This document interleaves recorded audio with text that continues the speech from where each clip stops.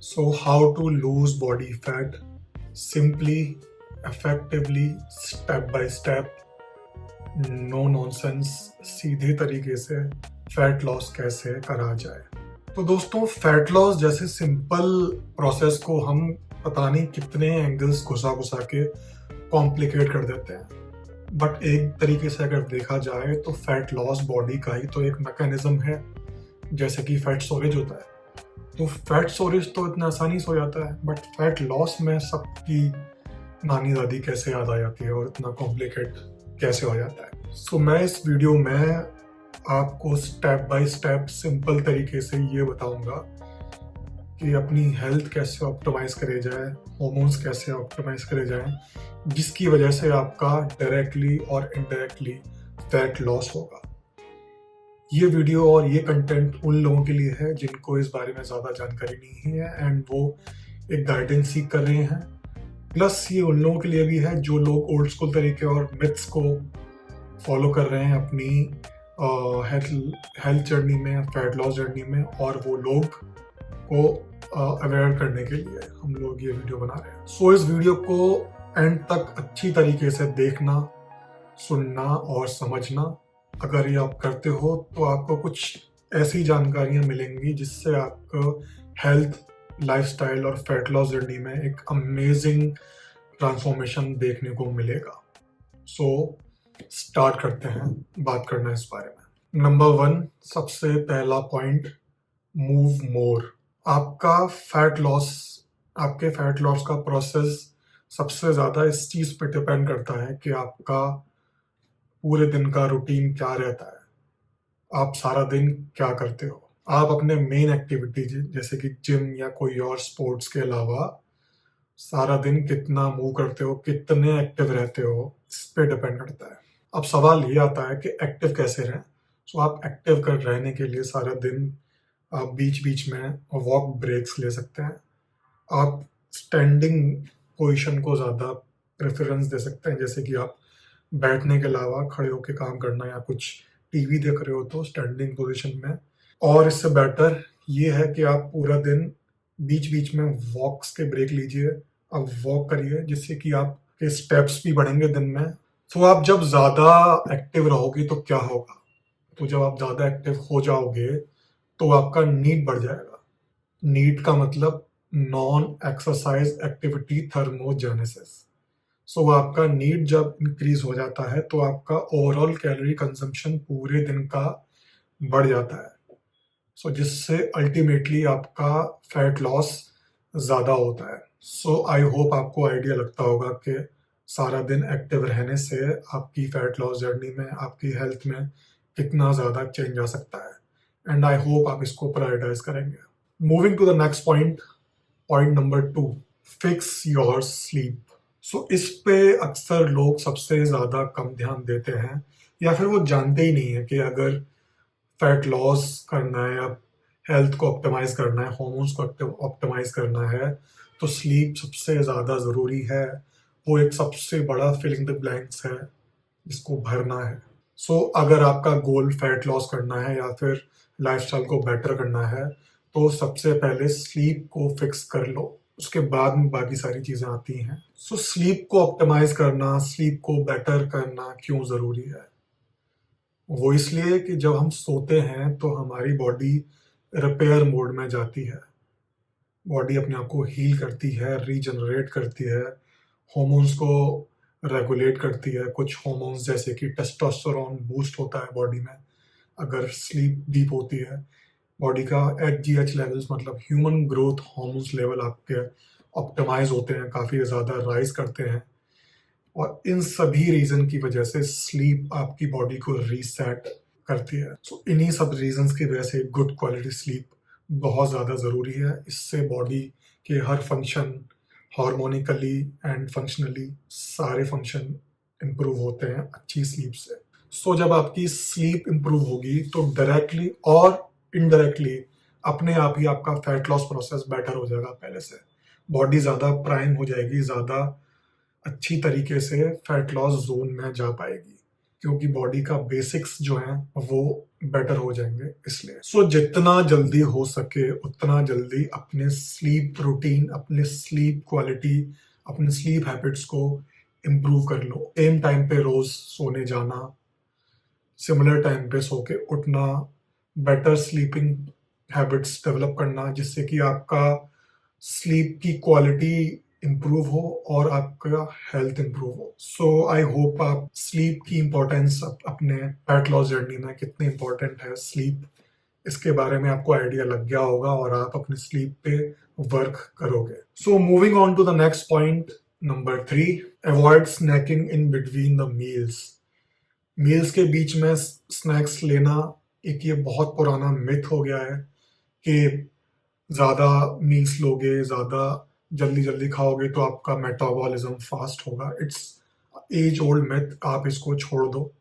अगर आप fat loss करना चाहते हो तो 2 या 3 मील्स ही लो, इसके अलावा कोई भी मील्स मत लीजिए। स्नैक्स भी मील्स में ही आते हैं। अब लोग सोच रहे होंगे कि ऐसा क्यों क्यों नहीं ले सकते हम बीच में स्नैक्स। उसका आंसर ये है कि जब स्पेशली आपका जो गोल है वो फैट लॉस गोल हो, अगर आपका गोल फैट लॉस का है तो अगर अपनी मील्स के अलावा बीच बीच में बार बार कुछ ना कुछ खाएंगे स्नैक्स के तौर पे, तो उतनी बार आपका blood glucose, blood sugar spike करेगा, राइज करेगा।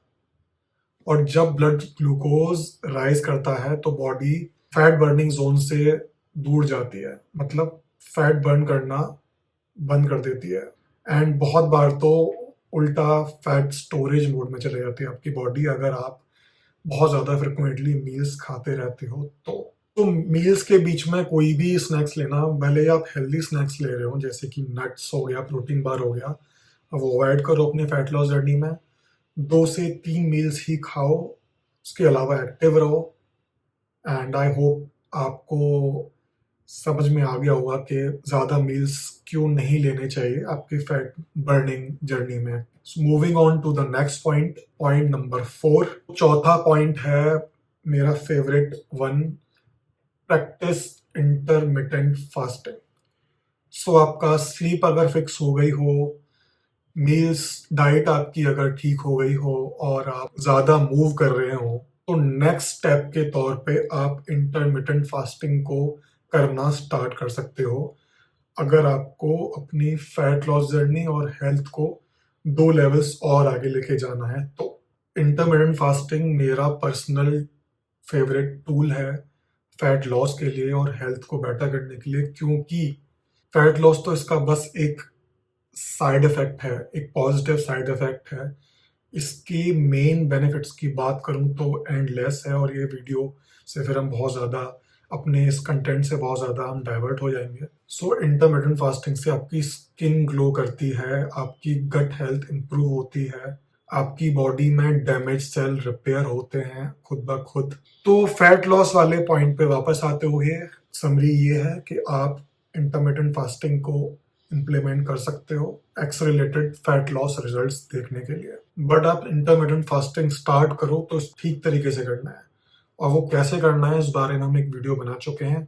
मैं आई बटन पे और डिस्क्रिप्शन पे इसका लिंक दे दूंगा, आप उसको देख सकते हो। एक एग्जांपल के तौर पे हम शॉर्ट में इंटरमिटेंट फास्टिंग कैसे इम्प्लीमेंट कर सकते हैं इस बारे में बात कर लेते हैं, जिससे कि आप आसानी से समझ सकें कि कैसे आपको ये करना है। फॉर एग्जाम्पल आपने डिनर करा रात के 8 बजे और नेक्स्ट डे सुबह 8 बजे तक आपने कुछ भी नहीं खाया, ऑटोमेटिकली आपके 12 घंटे का तो फास्ट हो ही गया। ये 12 आवर्स की फास्टिंग ही इंटरमिटेंट फास्टिंग की स्टार्टिंग है। जब इंटरमिटेंट फास्टिंग करना स्टार्ट करते हैं तो 12 आवर्स ही सबसे पहला स्टेप है। अब धीरे धीरे करके आप जैसे कंफर्टेबल होते जाएं तो ये अपनी फास्टिंग विंडो आप बढ़ाते जा सकते हैं, 12 hours, 16 hours, 18 hours, 20 hours. It depends on you, आप स्टेप बाय स्टेप आप ये कर सकते हैं। जो आपका जो फास्टेड स्टेट है ना, जो इंटरमिटेंट फास्टिंग की, जब तक आप फास्टेड रहते हो उस दौरान बॉडी में जो आपका ब्लड ग्लूकोज लेवल है वो लोअर साइड रहता है। उस लोअर ग्लूकोज की वजह से आपकी बॉडी फैट बर्निंग जोन में जाती है और बेटर तरीके से फैट बर्न करती है।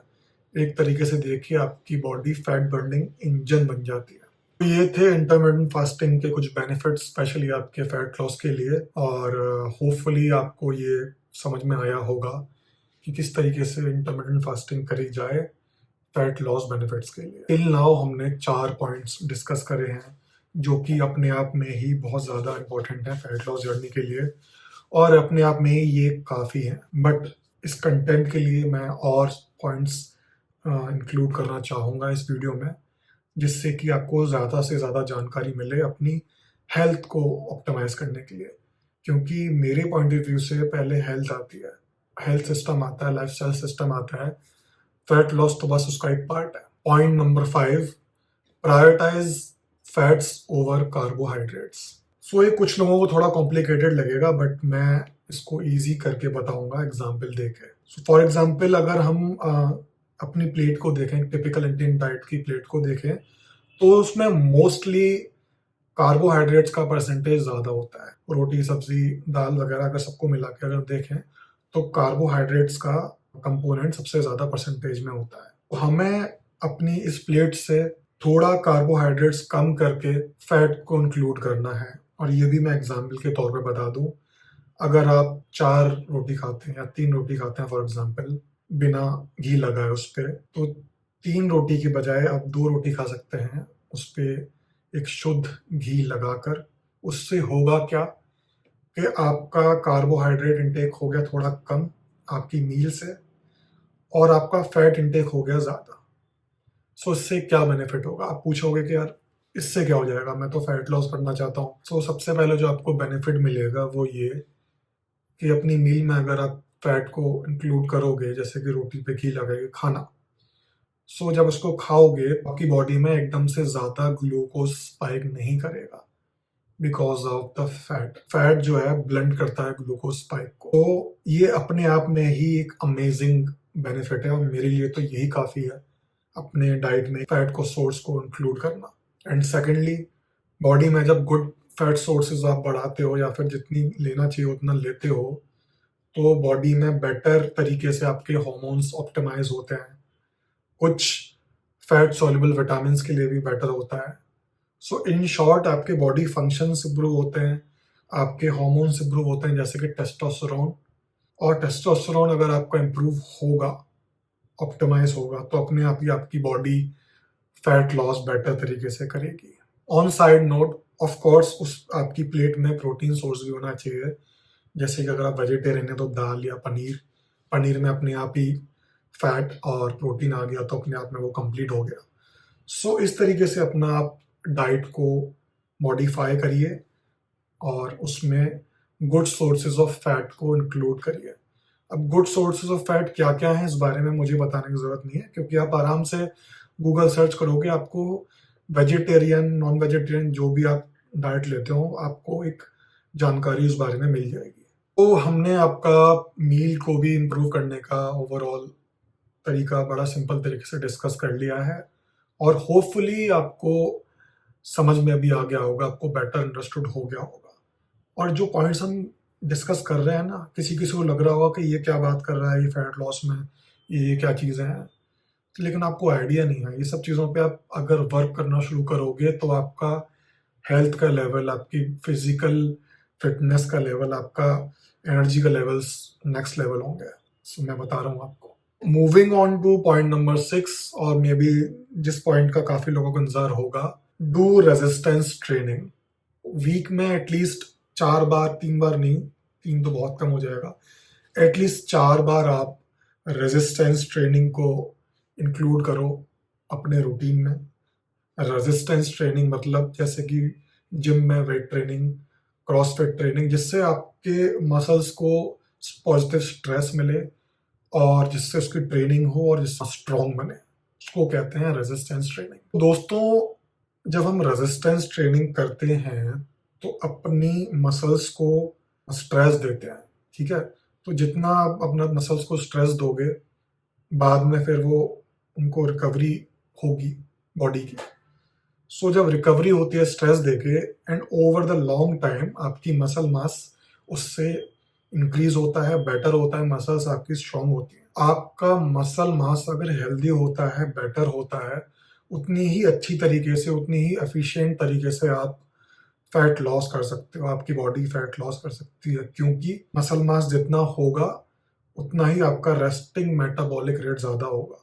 बॉडी को आपकी डे टू डे एक्टिविटीज़ के करने के लिए उतनी एनर्जी की रिक्वायरमेंट होगी, जिससे अगेन बेटर तरीके से फैट लॉस होगा। तो रेजिस्टेंस ट्रेनिंग के बारे में बहुत ज़्यादा मैं बताने की ज़रूरत नहीं है, क्योंकि जितना मेन पॉइंट था फैट लॉस के एंगल में, जो जितनी ज़रूरत थी उतना मैंने इस बारे में बता दिया है। बाकी हमने आज 6 पॉइंट्स हम डिस्कस कर चुके हैं, जो कि आपकी फैट लॉस जर्नी में रॉकेट फ्यूल का काम करेंगे। और जिस किसी ने अगर इस पे किसी भी पॉइंट पे वर्क नहीं करा है, उसको तो अमेजिंग बेनिफिट्स देखने को मिलेंगे अपनी हेल्थ में, अपनी फैट लॉस जर्नी में, जो भी कोई इन सब चीज़ों को फॉलो करेगा। होपफुली इस कंटेंट से, इस वीडियो से, इस जानकारी से बहुत सारे लोगों की हेल्प होगी, बहुत सारे लोगों के मिथ बस्ट होंगे, बहुत सारे लोगों को अवेयरनेस आएगी। तो अगर आपको लगता है कि इससे और लोगों की हेल्प हो सकती है, तो स्प्रेड करिए इस वीडियो को, इसको सब्सक्राइब करें, एंड मिलते हैं नेक्स्ट वीडियो में।